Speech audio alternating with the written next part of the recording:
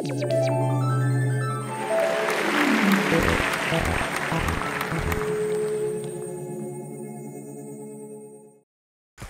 afternoon, everyone. How are you?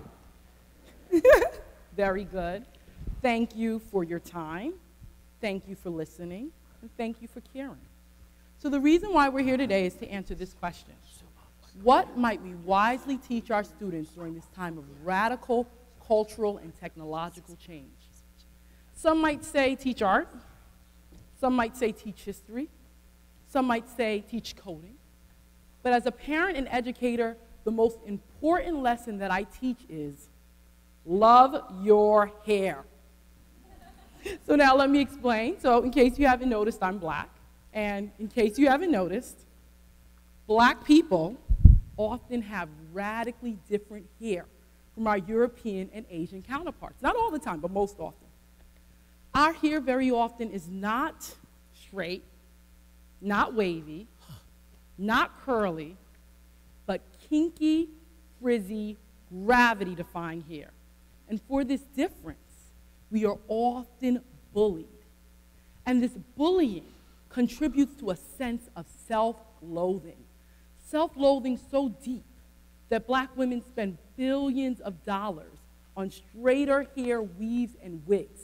So deep that black women put toxic chemicals in our hair and in our children's hair, children as young as 3 years old, in order to eliminate the kinks and make the hair straight. And I often tell black women, women of African descent, if God wanted us to be dark-skinned with straight hair, he would have made us Sri Lankan or Bangladeshi or, some other version of South Asian people, but we're African and we have this here. So anyway, let me tell you a story about this bullying. So this is me with my 2 children, Jojo and Miles, my 2 boys. One day I took the bigger boy, Jojo, to the barber shop. And I tried to explain to the barber, don't shave off all his hair. That's the easiest thing to do for a fidgety toddler. Don't shave it all off. The barber then proceeds to shave it all off. And when I say, hold up, what are you doing? The barber says, how can I tell you this? You have a real nigger right here. He's a native boy. He's from the tribe. This is not pretty hair. It should be shaved off. And this is a black barber, right? So he used this racial pejorative term to demean my son because of this idea that kinky hair shouldn't be seen. But that's just the tip of the iceberg. People of African descent have lost their jobs for showing their kinky hair, and black children have also been expelled from school. So this is Vanessa Van Dyke. She has puffy hair. Kids at her school were teasing her for her puffy hair, and she goes to the administrators and says, hey, they're teasing me. And the administrators, instead of talking to the bullies, they say, your hair is the problem. It is too puffy. Change it or leave.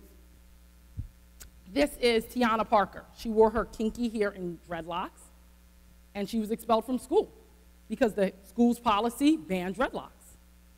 So this Eurocentric, and I say Europe because I'm West African, my parents are West African, and we don't typically look like this. So this, so this Eurocentric notion of women having long, straight, flowing, preferably flaxen hair, and men having shorter, straight hair. It doesn't only oppress people of African descent, it can also oppress white people. So this is Sunne Kali. She's a rough and tumble type of girl. She likes to wear her hair short. Her school sent a letter to her grandparents saying that they would expel her if she did not grow her hair longer and start acting more feminine. This is Cameron Renfro. She's on the left. Sweet young lady. She decided to shave all her hair off in solidarity with her friend who was suffering with cancer, and the school threatened to suspend her because they said that shaved head for girls was against the rules. And they said that they needed these rules in order to ensure uniformity. People! Uniformity? Uniformity or sameness? That is the very last thing. That's like teaching mediocrity. It is the last thing we should be teaching our children during this time of rapid cultural and technological change. In Daniel Pink's book, A Whole New Mind, he describes the several factors that will enable different, creative, right-brained people to have a strategic advantage in the future. So what are these factors? For example, there's abundance. There are just so many different products out there, so many different messages. Do you think your product or message will stand out from the pack if it is the same as everything else?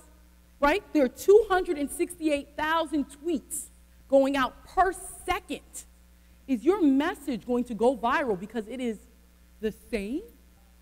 Has the iPhone done well because it's the same as all other phones? And this is a model. Her name is Chantel Brown Young. She has experienced a meteoric rise to success because she looks different. She has vitiligo. So clearly, there's something good about being different and standing out during the modern era. So how do we teach our children this? How do we get them to have the courage to be different? So after that barbershop incident with my son, I really wanted to create a story to help him love his hair. Can I tell you the story, my friends? So the name of the story that I wrote, a children's storybook, it's called Sunne's Gift. And in the book, a creator named Niami creates 4 children to take care of the world. These children are Sunne, Earthe, Watre, and Winde. And the creator gives them all special gifts. So Sunne has the gift of the sun and has spirally hair that grows toward the sun. Earthe has the gift of the earth and has straight hair that grows toward the soil. Watre takes care of the water and has hair that flows like water. And Winde takes care of the wind and has hair that blows with the breeze. And the creator says, you are all my children, made in my image. Honor each other and honor your gifts. And in the beginning, things are going great, right? Sunne does a wave dance every morning and evening to make the sun rise and set. And by doing hip circles every afternoon, Earthe puts nutrients into the soil. And when the soil becomes dry, Winde does finger jiggles. Watre does finger jiggles to summon the rain. And Winde blows out gaseous gusts of air that cause the seeds to travel to new places. All is going well, but then one day they go to a river. And for the first time, they look at their reflections. And it occurs to them that Sunne looks different. Earthe, Watre, and Winde all have hair that grow down. But Sunne's hair stands tall. And they're confused about this difference. And they make me jealous. Why did Niami give Sunne the special hair? And sometimes they just want to fit in. So they all start bullying Sunne. Your hair is ugly. Your spirally twists look ridiculous. You look bad. Sunne's heart sinks. Sunne doesn't want to be different, ugly, ridiculous, or weird. So Sunne picks up a stick and begins to beat every spiral of hair to make it straight. And with each slap, Sunne's head aches and Sunne feels weaker.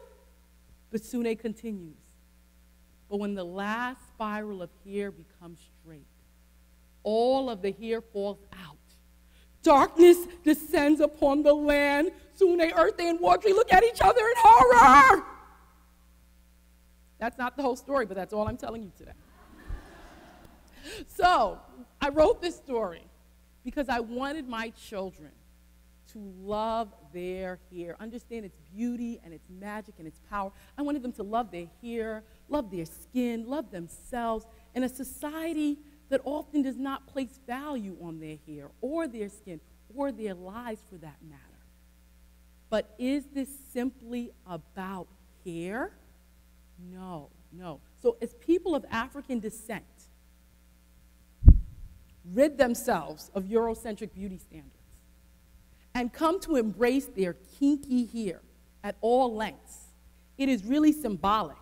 It is really a metaphor for the lesson, the universal and essential lesson that we must all learn, which is to figure out what makes us different, what makes us different physically, mentally, emotionally, intellectually, spiritually, culturally, ethnically. Figure out what makes us different. Figure out what makes us deviate from society's norms. And we figure that out in order to bring forth a unique gift to give the world. And as we all do that, and we stop bullying each other because of difference, but rather celebrate each other because of difference, then like Sunne, like Earthe, like Watre and Winde, we can bring forth our unique gifts to benefit the world. Spread the message. Thank you.